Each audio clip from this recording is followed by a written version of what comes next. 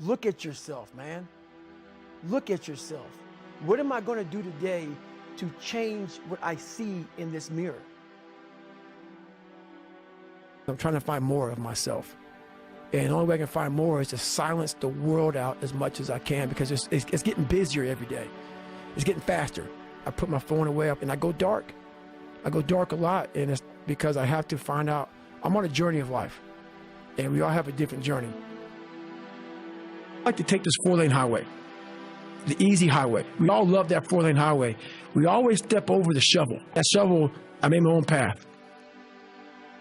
But going through this path of life, this journey over here that you make yourself, that's incredibly difficult, and we're afraid. It's easier to accept the fact that I'm just not good enough. You have to go into those dark chambers that we often shut off, and you got to open them up. Fail, and you're going to be in your head. You're going to be saying, I'm not good enough. And it's how you get through that. It's how you get through that on a daily basis, when that thing is saying, man, I'm 43, I've done so much. You start to become civilized.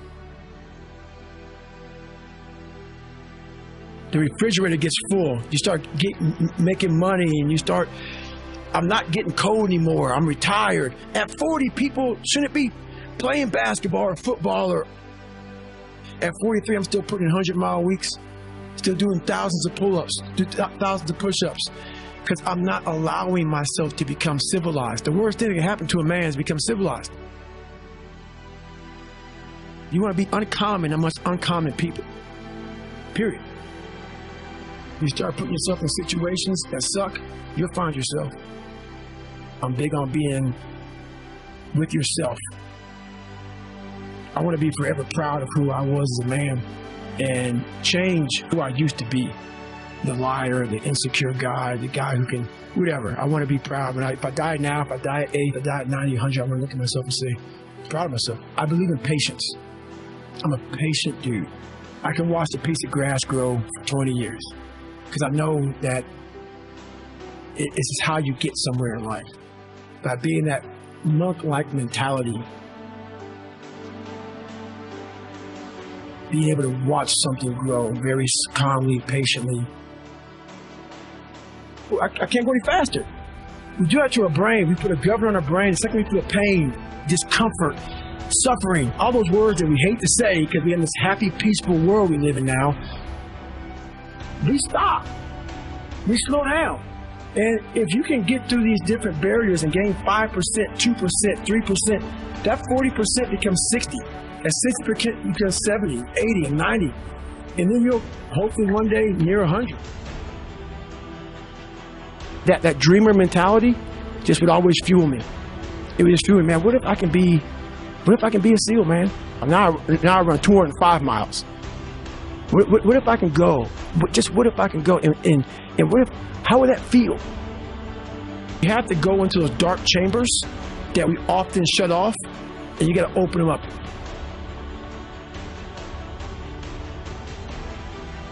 Be the hero of your own movie. If your life was a movie and it started now, forget about whatever financial disasters you've had, personal failures, relationship failures. What would the hero of your life's movie do right now? Do that. Do those things. We define ourselves far too often by our past failures. We look at our past and we say, well, that's me. That's not you. You are this person right now. You're the person who's learned from those failures, and you can choose to be the hero of your own movie right now. Write down your goals. Write down things you want to improve. Write down things you won't tolerate from yourself. Write down things that you've done in the past you never want to see yourself do again. And go forth from here as the hero of your own movie. Build momentum. Build confidence and momentum with each good decision that you make from here on out. You can do it. Anyone can do it. I found peace on the opposite end of finding myself. And no one really finds himself without going through trials, tribulations, suffering, accountability. And accountability is suffering. Being accountable every day for doing right for yourself, for the people next to you, It's miserable. It's hard. So, even the smallest details. I'm going to just make an addition to the thinking part. Mind, brain, body. The most primitive organism on the planet are bacteria and cells like amoeba. An amoeba has all of the functions that you have.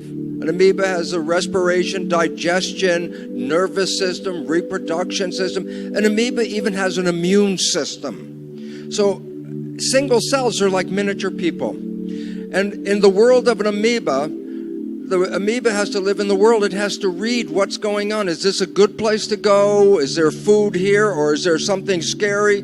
So the amoeba doesn't bounce. It moves in the direction to give life.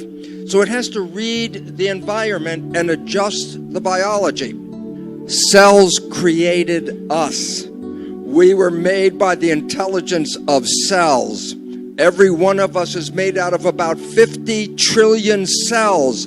A human body is a community of cells. The community of cells create the nervous system. The nervous system is to read the big environment and then send the signals to the cells to tell them what to do. So the reality is, your cells do not see the real environment we're living in. They see your interpretation, your thought about that environment. Is this a safe environment? Then 50 trillion cells say, good, I'm very happy, I'm in a very safe environment. But if you have a picture of fear, then you're sending a signal to the cells to get ready for protection and get ready for fight or flight. So the function of the mind, brain, body in the other level than what Sadhviji has just said is, how do I coordinate the community of my cells? Should my cells be healthy? Should they be afraid? Should they be in love? Why? Because their expression is our expression. So if I send them messages of fear and concern, then they are like inside getting very nervous about what to do. And fear and love are the opposite behaviors in a cell. Love, open, take in the love and bring it in and grow. Love is a nutrient. Fear, shut down, close off, get in protection. And I say, well, you can't be in love and in fear at the same time, because love is open and fear is closed. So our mind, brain, body relationship, in addition to all the wonderful spiritual aspects that Sadhviji is talking about, has a mechanical role. What should my cells be doing? They cannot see what's going on, but they're going to have to move the community from here to there. And so they need to organize their behavior to make my behavior. So all of a sudden, your thoughts are not just contained in your head. Your thoughts are changed by the brain into information that then goes to 50 trillion cells and tells them what's going on.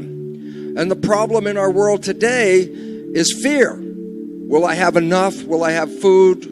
Will I have health care? Am I safe in my world? And I said, this closes the cells down, because fear means protect yourself. But you cannot live in a closed world. You have to take in nutrients. You have to take in love. You have to take in these things. And so the biggest problem on the planet today, 90% of health issues are not because there's anything physically wrong. It's because the signals that we are sending to the cells are not supporting growth, happiness, and health. And all of a sudden it says, oh my goodness, then the mind and the brain are profoundly important, because they determine everything below your head, what's going to happen. And when you live in the world of watching the news, being on the internet, reading a paper, and everyone wants to tell you, be afraid, be afraid, be afraid. That is what has caused the healthcare crisis on this planet. And when you can let go of those messages, then you can send messages of love, health, and harmony. And I know this in my own life, because as I said, once I started to recognize, why should I be afraid? I am creating. If I'm going to create, then why would I create their story? I want to create my story. That means we have to have control over the mind. Control over the mind? Here you are. Yoga is control over your mind. Don't let your mind run away with other people's stories. You have to create your own. We have to let go of the belief that other people tell us this is a scary world, a threatening world. It is only scary when we believe it is scary. You change your belief, you change your life. Meditation is the biggest gift that I can give anyone. And I would say more than anything, it is whatever reason for success I've had. Because it allows one, back to the two U's, I'll clarify. What I mean is that in your mind, we think, what do you want? And the reality is, when you look at the neuroscience and psychology, that there are different parts of your brain that want different things. And so, in the simplest sense, there is the logical part of your brain that you're conscious of. It's called the conscious. And you think you're being logical and you want to make those decisions. And then there's the subliminal, below the limbic system, part of the brain, which is the emotional, and it's not as conscious to you, but it has more of an influence on you than really the logical one. And so they're not aligned. And so when you're experiencing that pain, or let's say the ego, right, there were two main things. You got an ego barrier and a blind spot barrier. If you can get past your ego barrier and you get past your blind spot barrier, you can accomplish anything, because you also know that you don't have to do everything, you don't have to figure it out yourself. You can take in from other people the different ways to approach things in the best possible way. And so the realization that we all are really struggling with ourselves, and to think which is in control. Meditation helps to deal with the alignment of those two things.